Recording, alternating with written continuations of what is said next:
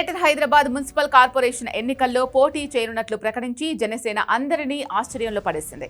జనసేన గాని టీడీపీ కానీ ఏపీకి చెందిన పార్టీలు వాటికి తెలంగాణతో సంబంధం లేదు, ఇక్కడ ఉనికి కూడా లేదు అనే ప్రచారం బాగా జరుగుతూ ఉంటుంది. దానికి తగినట్లుగానే 2023 తెలంగాణ అసెంబ్లీ ఎన్నికల్లో కానీ 2024 లోక్సభ ఎన్నికల్లో టీడీపీ తెలంగాణలో పోటీ చేయలేదు.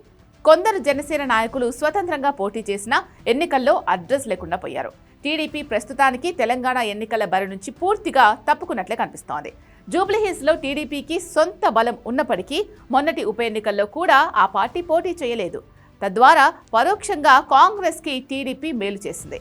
తెలంగాణలో ప్రస్తుతానికి పోటీ చేయకూడదని టీడీపీ లాంటి బలమైన పార్టీ నిర్ణయించుకుంటే అందుకు విరుద్ధంగా కూటమి భాగస్వామి అయిన జనసేన జీహెచ్ఎంసీ ఎన్నికల్లో పోటీ చేయాలని నిర్ణయించుకోవడం అందరినీ ఆశ్చర్యపరుస్తోంది.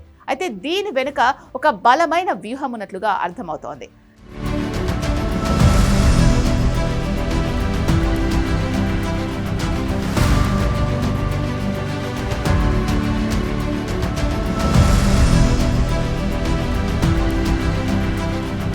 పవన్ కళ్యాణ్కి తెలంగాణలోనూ వీరాభిమానులు ఉన్నారు. బలమైన అభిమాన సంఘాలు కూడా ఉన్నాయి. జనసేన తెలంగాణ శాఖ కూడా ఉంది. భారీగా కార్యకర్తలు లేకపోయినా అభిమానుల సహకారంతో జనసేన తెలంగాణ శాఖ నడుస్తోంది. జీహెచ్ఎంసీ ఎన్నికల్లో పోటీ చేయడం ద్వారా తెలంగాణలో తన ఉనికి చాటుకోవడానికి తొలి ప్రయత్నం అని జనసేన భావిస్తోంది. తద్వారా పార్టీని నమ్ముకున్న వాళ్ళందరికీ సీట్లిచ్చి బరిలోకి దింపితే కొన్ని సీట్లైనా రాకపోతాయా అన్నదా పార్టీ ఆశ. బీజేపీ జనసేన భాగస్వామ్య పార్టీ ఇద్దరి అవగాహనతో జీహెచ్ఎంసీలో బీజేపీ ఖచ్చితంగా జనసేనకు కొన్ని సీట్లు కేటాయిస్తుంది. 2023 అసెంబ్లీ ఎన్నికల్లో కూడా బీజేపీ జనసేనకు ఎమ్మెల్యే సీట్లు ఇచ్చింది. జనసేనను పక్కన పెట్టుకోవడం ద్వారా బీజేపీకి పవన్ కళ్యాణ్ ఫ్యాన్స్ ఓట్లు, హైదరాబాద్లో సీమాంధ్ర ఓట్లు, మున్నూరు కాపులు ఓట్లు పడే అవకాశం ఖచ్చితంగా ఉంటుంది. జనసేన జీహెచ్ఎంసీ ఎన్నికల్లో పోటీ చేయడం వల్ల జనసేన కన్నా బీజేపీకే లాభం ఎక్కువ. జీహెచ్ఎంసీలో 5% సీట్లలో జనసేన పోటీ చేసిన మిగిలిన 95% సీట్లలో బీజేపీకి జనసేన ప్రచారం చేస్తుంది. జనసేనకున్న కొద్దో గొప్ప ఓట్లు ఖచ్చితంగా బీజేపీకి పడతాయి. బీజేపీకి ఇది చాలా అడ్వాంటేజ్ అవుతుంది.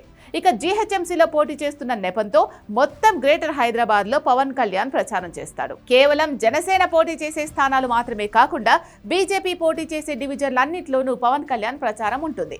అది బీజేపీకి మరింత లాభిస్తుంది. 2028, 2029లో జరిగే ఎన్నికల్లో జనసేన పోటీ చెయ్యాలి అంటే ఇప్పుడు జీహెచ్ఎంసీ ఎన్నికలు ఒక ప్రాక్టీస్ మ్యాచ్లా ఉపయోగపడతాయి. టీడీపీ పట్ల బీఆర్ఎస్ వ్యతిరేకత స్పష్టించగలదు, కానీ జనసేనను తెలంగాణ నుంచి వేరు చేసి చూడలేదు. పవన్ కళ్యాణ్ మొదటి నుంచి తెలంగాణతో ఎంతో కొంత అనుబంధం కొనసాగిస్తూనే ఉన్నారు. ఇటీవలే కొండగట్టు ఆలయం అభివృద్ధికి టీటీడీ ద్వారా భారీగా నిధులిప్పించారు పవన్.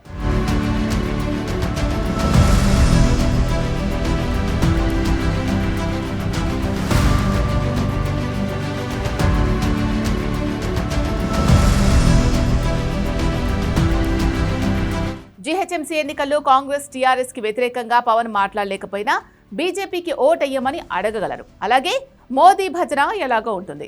తెలుగుదేశం జీహెచ్ఎంసీ ఎన్నికల్లో పోటీ చేయలేకపోయినా తెలుగుదేశం పార్టీ అభిమానులు, టీడీపీతో అనుబంధం ఉన్న సామాజిక వర్గాలు జీహెచ్ఎంసీ ఎన్నికల్లో బీజేపీకి జనసేనకే ఓటేస్తాయి. ఇన్ని సమీకరణాలు దృష్టిలో పెట్టుకుని జీహెచ్ఎంసీ ఎన్నికల్లో పోటీ చేయాలని జనసేన నిర్ణయించుకుంది.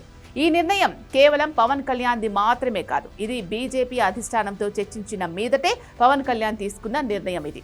ఏపీలో 2024 ఎన్నికల్లో ఓటు చీలిపోయినా ఓటు పోలరైజేషన్ ఎలాగైతే చేయగలిగారో జీహెచ్ఎంసీ ఎన్నికల్లో కూడా ఓట్లు చీలిపోకుండా బీజేపీ జనసేన ఓటు పోలరైజేషన్ చేసి జీహెచ్ఎంసీని కైవసం చేసుకోవాలి అన్నది ప్లాన్.